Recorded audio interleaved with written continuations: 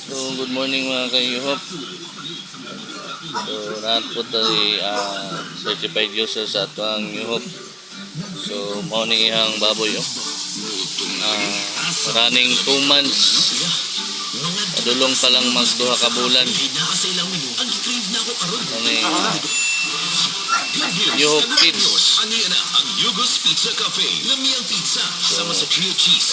Limit timbang ani hapit na mag 60 kilos.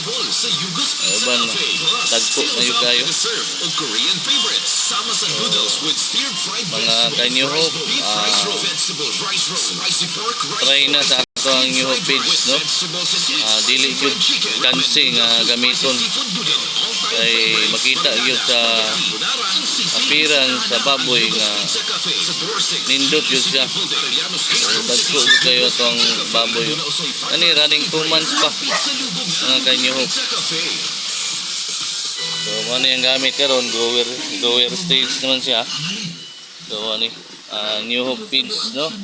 Premium, no? Quality jud kayo to ang new hope feeds. So, mao lang to, try na to mga kanyo.